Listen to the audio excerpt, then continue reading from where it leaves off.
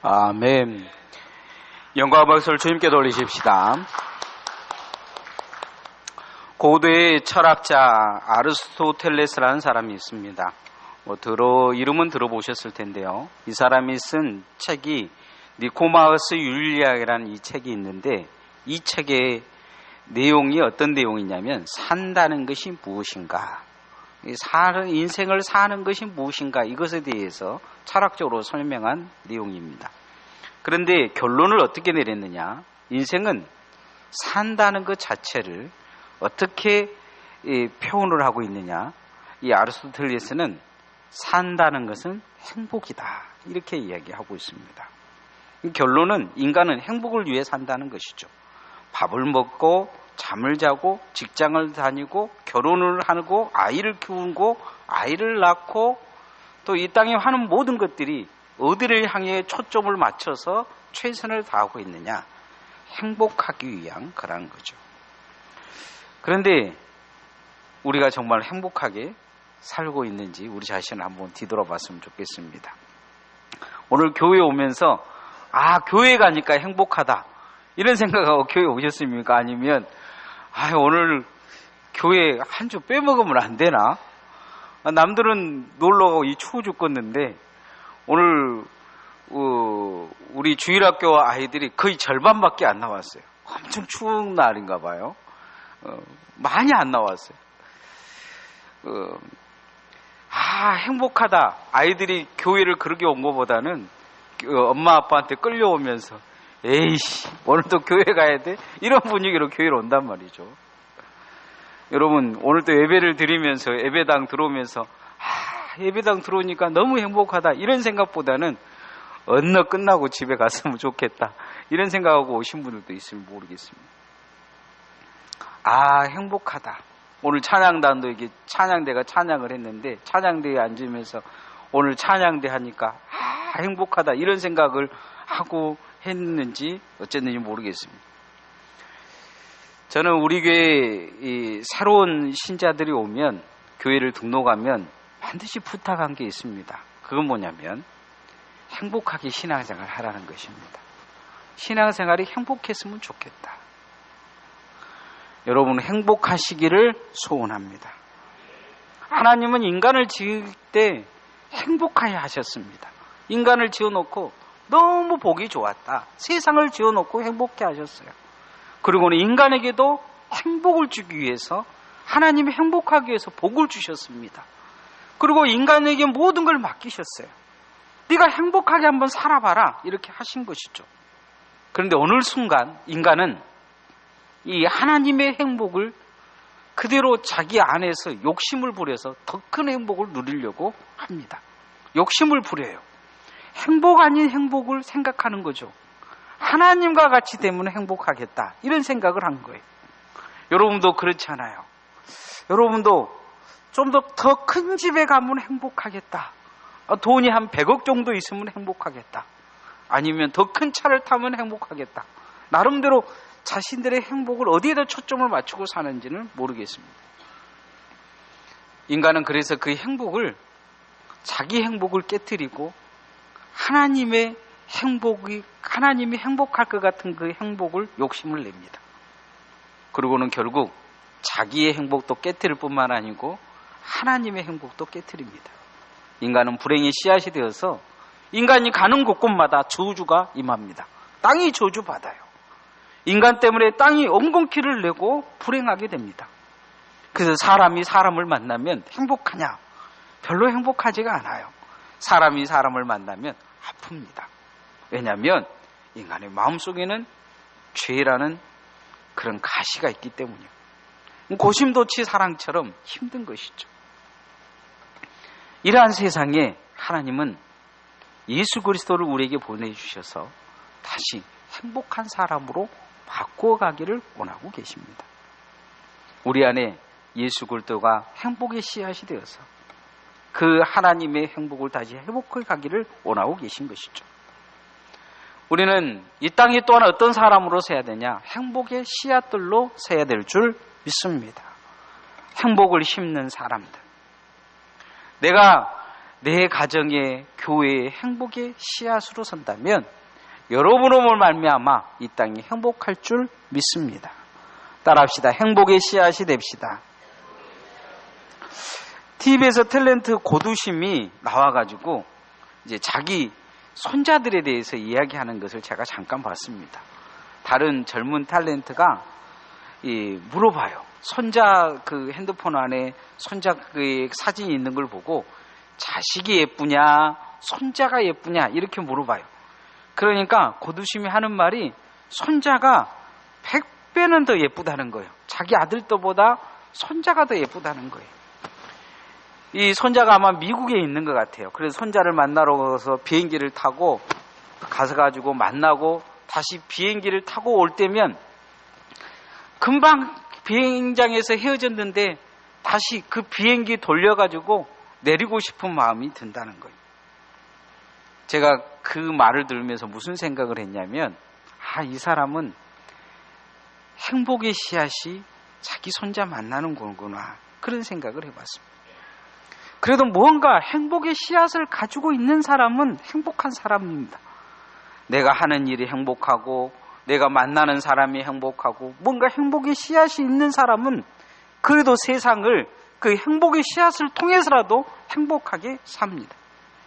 미국에서 성공한 CEO들을 대상으로 성공과 행복에 대한 상관조사를 했는데 이 내용이 그런 내용이었어요. 성공해서 행복하냐, 행복해서 성공하냐. 그런데 성공해서 행복한 사람은 한 40%고 행복해서 성공한 사람이 60%라는 거죠. 근데 그 사람의 삶에 정말로 행복한 얼굴을 가지고 있는 사람은 행복해서 성공한 사람들이라는 것입니다. 저는 여러분이 신앙생활이 행복해서 성공한 자들 되어지기를 소원합니다. 작년에 세계에서 가장 행복한 나라가 핀란드로 뽑혔습니다. 핀란드는 이 유럽 국가, 동유럽 국가 중에서 가장 못 사는 나라입니다. 세금이 가장 많아요. 어찌 보면 못 사는 나라이고 가장 세금이 많은 나라이기 때문에 가장 불평불만이 많아야 될 나라입니다. 그런데 이 나라 국민성 중에서 특이한 것이 하나 있는데 그건 뭐냐면 세금을 그렇게 내고 많은 것을 국가가 많은 걸 가져가도 무슨 생각을 가지고 그렇게 그것을 받아들이냐면 나의 행복의 씨앗을 심는다는 생각을 갖는다는 거예요. 그래야 내가 행복하다. 그래야 내가 미래에 행복해진다는 생각을 갖는다는 거죠. 우리가 신앙생활을 그렇게 하면 그 행복을 경험할 수 있습니다. 기도하는 게 힘들어요. 예배하는 게 힘듭니다. 교회 다니며 신앙생활 하는 것이 힘듭니다. 그러나 오늘 내가 행복의 씨앗을 심는 마음으로 주님 앞에 한 걸음 더 나아가면 여러분이 하나님 앞에 진정한 행복을 누릴 줄 믿습니다. 이스라엘 백성들이 광야를 지나가는데 하나님이 말씀을 주신 이유에 대해서 오늘 성경에 말씀하고 있는 것을 볼 수가 있습니다. 하나님이 뭐라고 말씀하셨느냐? 오늘 하나님의 말씀을 행복의 씨앗으로 우리의 마음속에 심어 놓으셨다, 이런 말씀을 하십니다. 자, 13절 말씀, 오늘 읽은 13절 말씀을 한번 같이 읽어보십시다. 시작. 내가 오늘 내 행복을 위하여 내게 명하는 여호와의 명령과 규례를 지킬 것이 아니냐. 하나님의 말씀을 무엇으로 주셨느냐? 행복의 씨앗으로 주셨다는 거죠. 행복의 씨앗으로 말씀을 심는 자에게 하나님이 행복하게끔 만들어 주시겠다, 이렇게 이야기를 합니다. 출애굽한 이스라엘 백성들이 40년의 광야를 벗어나지 못한 것은 뭐냐? 행복의 씨앗을 심지 않았기 때문입니다. 그들에게는 불평불만만 심어놨어요. 하나님은 민수기에서 그런 말씀을 하십니다. 밤새 불평불만하니까 주님이 하나님이 들으셨다고 말씀하시면서 그것에 대해서 그대로 이루어주겠다. 그 불평의 씨앗에 열매를 맺게 먹고 그 열매를 먹게 하겠다, 이렇게 말씀하십니다. 오늘 행복의 씨앗을 감사함으로 내 삶에 심으면 하나님 앞에 그런 감사가, 은혜가, 삶이 여러분에게 행복으로 다가올 줄 믿습니다. 힘들 때 불평하기보다 기도해야 될 것입니다. 모세는 힘들 때 기도했습니다. 고난이 다가올 때 찬송했습니다. 행복의 씨앗으로 기도와 예배와 하나님 앞에 그렇게 말씀을 심는 것을 볼 수가 있습니다. 오늘 우리도 그렇게 행복을 씨앗을 심는 마음으로 예배하고 주님 앞에 가까이 나아가야 될 줄 믿습니다. 여러분, 세상에 살면 행복한 사람이 별로 없어요. 여러분, 행복이 뭐라고 생각하십니까? 성경은 행복은 무엇이냐 이렇게 이야기했을 때 성경은 그렇게 이야기합니다. 행복은 하나님과 함께하는 것이다. 하나님을 행복하게 하는 것이 인간의 진정한 행복을 찾는 길이다. 이렇게 말하고 있습니다. 따라합시다. 하나님을 행복하게 합시다. 옆 사람한테 한번 물어보십시오. 행복이 뭡니까? 당황스럽죠? 뭐라고 말하기가 좀 그렇지 않습니까? 행복이 뭐냐? 철학자들이 말하는 것 같지 않습니까? 행복이 뭐냐? 오늘 또 이제 행복에 대한 이야기를 하니까 어떤 분이 묵고 살기도 힘들어 죽겠는데 뭔 너무 행복 타령이냐? 이렇게 말하시는 분도 있지는 모르겠습니다. 행복은요, 무엇이 행복이냐면 불행과 멀어지는 것이 행복입니다. 불행과 멀어진 게 행복입니다. 예수 그리스도께서 이 땅에 오셨느냐? 인간이 영원한 불행, 지옥에 빠지고 멸망에 빠질 수밖에 없는 상황이기 때문에 인간을 영원한 행복한 곳, 천국으로 인도하려고 하는 것입니다. 지옥은 어떤 곳이냐? 불행이 있는 곳입니다. 거기에는 행복이 없습니다. 천국은 어떤 곳이냐? 거기에는 행복이 있습니다. 그래서 행복은, 이것은 철학가가 이야기하는 거 아니고 제가 결론을 내는 것은 뭐냐? 불행과 멀어지는 것이 행복이다. 불행과 멀어지는 그 행복은 어디에 있느냐? 천국에 있습니다. 그 천국에는 누가 계시냐? 하나님이 계십니다. 그 천국에는 하나님이 나를 통해서 행복하시고 내가 하나님을 통해 행복하는 그 모습이 요한계시록에 나타나 있습니다. 여러분, 하나님을 행복하게 하심을 통해 여러분도 행복할 수 있기를 소원합니다. 하나님은 우리가 행복하기만 원하시는 분이 아닙니다. 하나님은 어떤 분이냐? 행복을 주시는 분입니다. 어떤 사람에게 당신의 행복을 하나님께서 주십니까? 하나님을 행복하는 자에게 주실 줄 믿습니다. 얼마 전 설이 되었는데, 설 되면 호주머니에서 이제 어르신들 꼬깃꼬깃 이 세뱃돈 준비해가지고 봉투에다 넣어가지고 이렇게 주지 않습니까? 우리 집 아이들이 있어가지고 제가 비밀을 이야기하지 못하는데 TV에서 제가 봤던 이야기입니다. TV에서 이렇게 보니까 할머니가 이렇게 용돈을 주는데 제가 보니까 공평하게 주는 게 아니고 조금 다르게 주더라고요. 어떤 집은 큰 놈에게 많이 주고 어떤 집에는 작은 놈에게 많이 주더라고요. 우리 어머니는 눈치가 있으셔가지고 똑같이 주셔요. 아들만 많이 줍니다. 그런데 이렇게 공평하게 준 게 아니고 똑같이 뭔가 누구에게 많이 주는 거 이유가 있어요.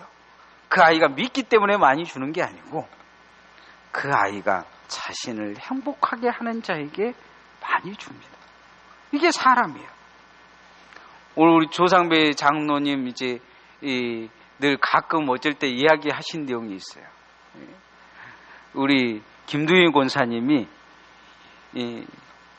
용돈을 주면 일구한테만 준다는 거예요. 일구한테만. 조혜영 집사는 안 준다고 해요. 얘 일구한테만 줬겠어요. 조일구 집사가 장손이기 때문에. 보니까 행복한 거죠. 장손을 보면 행복한 거예요. 할머니들 눈에 장손은 눈에 넣어도 안 아프다 그러더라고요.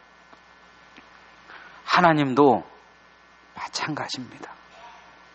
하나님도 하나님을 행복하는 자에게 하나님의 복을 주신 줄 믿습니다. 오늘 성경에도 그런 말씀이 있습니다. 하나님을 행복하게 하라. 그러면 그 하나님이 내게 복을 주실 것이라 이렇게 말씀합니다. 하나님을 어떻게 행복하게 할 수 있습니까? 12절 말씀 한번 같이 읽어보십시다. 시작. 이스라엘아, 내 하나님 여호와께서 내게 요구하는 것이 무엇이냐? 곧 내 하나님 여호와를 경외하여 그의 모든 도를 행하고 그를 사랑하며 마음을 다하고 뜻을 다하여 내 하나님 여호와를 섬기고. 하나님이 원하시는 게 무엇이냐? 오늘 성경이 그렇게 이야기합니다. 하나님이 원하신 게 무엇이냐? 여러분도 여러분의 마음에 든 사람, 여러분을 행복하게 하는 사람들은 아마 여러분 마음에 원하는 대로 해준 사람을 행복할 것입니다. 늘 오른쪽으로 가자 그러면 왼쪽으로 가고, 늘 무엇을 시켜놓으면 그냥 낮잠이나 자고, 그런 직원을 보면 행복하겠습니까? 그런데 하지 말란 것도 열심히 하고 최선을 다하고 복덩어리 같은 사람을 보면 사람들이 행복해할 것입니다. 하나님도 그런 사람들을 보고 행복해 하십니다. 행복은 그런 하나님과 함께 할 때, 그 하나님을 행복하게 할 때 진정한 행복이 하나님으로부터 오는 것입니다. 성경에 보면 하나님께 행복함의 느낌을 가진 사람들이 있습니다. 아브라함이 그렇습니다. 다윗이 그렇습니다. 엘리야가 그렇고 사무엘과 욥과 다니엘이 그렇습니다. 이 사람들의 이 삶을 보면 하나님을 어떻게든지 행복하게 애를 쓰려고 합니다. 하나님은 또 그들의 삶에 어떻게든지 그들이 행복한 삶으로 나아갈 수 있도록 그들을 다루시고 훈련시키시는 것을 볼 수가 있습니다. 오늘도 하나님은 우리를 저주하라고 부르신 것이 아닙니다. 하나님은 여러분을 복 주시려고 부르신 줄 믿습니다. 여러분을 행복으로 이끌어가고 계십니다. 하나님을 행복하게 하는 사람, 그 사람들의 결론적인 것은 최고의 행복이 그 사람들에게 있다는 것입니다. 요 근래에 이 어르신들이 유산을 남겨주고 다시 유산 반환 소송을 하는 경향이 있다고 합니다. 아들들한테, 손자들한테, 대표적으로 어떤 탤런트에게 할아버지가 땅을 넘겨줬는데 이 손자가 설날 인사도 안 오고, 그러니까 소송을 걸어가지고 그것을 다시 뺏으려고 반환 소송을 해가지고 아주 유수화된 적이 있습니다. 왜 그렇게 있습니까? 행복하지 않는 거죠. 유산을 넘겨주고 그럴 때는 얘가 나를 행복하게 해줄 것이다 생각하고 유산을 넘겨줬는데 이제 유산을 넘겨주니까 모른 척 해버린 거예요. 그러니까 다시 반환 소송을 그 할아버지가 손자에게 하고 있는 것입니다. 오늘 하나님은 우리를 통해 행복해 하시겠습니까? 하나님은 자신의 이 아들을 우리에게 주셨습니다. 십자가에 못 박혀게 하셨습니다. 그리고 자신이 그 아픔과 불행을 겪으시면서 우리에게 행복을 선물하셨습니다. 이제 우리도 하나님을 행복하게 하는 자로 살아야 될 줄 믿습니다. 하나님을 어떻게 행복하게 할 수 있느냐? 우리가 하나님을 잘 섬기는 거기도 하지만 이 땅에서 하나님을 사랑하고 내 이웃을 사랑하라 이렇게 말씀하시는 것을 기억하며 내가 행복의 씨앗이 돼서 나와 함께하는 모든 사람을 행복하게 해야 합니다. 따라합시다. 나와 함께하는 모든 사람을 행복하게 합시다. 우리는 늘 우리 자신을 뒤돌아 봐야 돼요. 나 때문에 불행한 사람이 있지는 않는가? 나 때문에 가슴 아파하는 사람은 있지는 않는가? 힐러리가 이제 대통령 영분이 돼서 백악관에 들어가면서 이렇게 보고 놀고 있는데 강아지 한 마리가 이렇게 지나가고 그 옆에 걔가 그 어떤 거지를 핥고 있는 모습이 백악관 벤치 앞에 울타리 앞에 있는 모습이 보였습니다. 클린턴이 대통령이 이 힐러리 영부인에게 그렇게 이야기합니다. 창가로 데리고 가가지고 그런 이야기를 해요. 저 거지 보이지, 거지. 당신은 나를 안 만났으면 저 거지 부인이 됐을 거야. 이렇게 이야기를 농담을 합니다. 그러자 힐러리가 대뜸 하는 말이 뭐라고 이야기를 했냐면, 당신은 나를 안 만났으면 대통령이 되기커녕 저 거지처럼 저기 앉아 있을 거야. 그렇게 이야기했다고요. 누구를 만나느냐, 자기 자신을 어떻게 생각하느냐, 이건 참 중요합니다. 사람을 잘 만나는 것이 축복인데 우리는 어떤 사람이 돼야 되냐? 사람 잘 만나기를 애쓰기보다 내가 축복의 사람으로 서는 은혜가 있기를 소원합니다. 좋은 사람을 만나는 것이 신이 주는 축복이다, 이렇게 이야기하고 있는데 성경은 다르게 이야기하고 있는데 뭐라고 이야기하고 있느냐? 그 사람이 축복의 통로로 사용되는 것이 그 인생의 최고의 축복이다, 이렇게 말하고 있습니다. 그래서 하나님은 우리가 하나님의 미랄이 되어져서 축복의 씨앗이 되어서 많은 축복의 열매를 맺기를 원하고 계신 것을 볼 수가 있습니다. 인류 역사를 보면 자신의 행복을 위해 남의 행복을 빼앗고 불행하게 만든 사람들의 모습을 많이 볼 수가 있습니다. 이런 사람들을 통해서 역사는 몸살을 앓고 고통을 겪고 있습니다. 아직도 그런 아픔을 갖고 있는 사람들이 많습니다. 요 근래 신문에서 이 광주 민주화 항쟁에 대해서 폄하하면서 이 사람들의 마음을 고통스럽게 하는 사람들이 있습니다. 어떤 신문에 보니까 그런 이야기를 하더라고요. 그날의 고통을 다시 생각나게 한다. 그날의 고통을 다시 생각나게 한다. 인류는 끊임없이 이렇게 실수를 반복하면서도 내 행복을 위해 내 남의 불행이 내 행복이라고 생각할 때가 많습니다. 그러나 역사는 분명히 가르쳐주고 있는데 남을 불행하게 하는 자는 100배, 1000배 더 불행해진다는 것이죠. 그 후손도 불행해진다는 것을 잊어버리면 안 됩니다. 그래서 예수님께서는 산상수훈에서 그렇게 가르쳐주고 계십니다. 내가 대접받고 싶은 대로 먼저 남에게 대접하라. 이걸 황금률이라고 합니다. 자신이 행복하고 싶으면 남을 행복하게 하는 사람이 되라는 말씀입니다. 오늘 성경에 그런 사람, 남을 행복하게 할 수 있는 사람으로 서라고 요구하고 계십니다. 자, 18절, 19절 말씀 한번 같이 읽어보십시다. 시작. 고아와 가부를 위하여 정의를 행하시며 나그네를 사랑하여 그에게 떡과 옷을 주시나니 너희는 나그네를 사랑하라. 전에 너희도 애굽 땅에서 나그네 되었음이라. 오늘날 고아와 가부와 이 성경에서 말하고 있는 이 시대의 고아와 가부는 전혀 다릅니다. 이 시대의 고아와 가부는 굶어 죽고 노예로 끌려가든지 아니면 그 인생의 모든 것을 포기해야 될 그런 사람들입니다. 힘이 없는 사람이죠. 누구든지 짓밟을 수 있고 누구든지 무시할 수 있는 사람들입니다. 그런데 이 사람들의 인생의 버팀목이 되라는 거죠. 어찌 보면 그 삶 자체가 이미 불행인데 하나님은 그들에게 내가 가진 행복을 나눠줘서 그들도 행복하게 할 수 있는 사람이 되라, 이렇게 요구하고 있습니다. 나그네도 그렇게 사랑하라 요구하고 있는 것을 볼 수가 있습니다.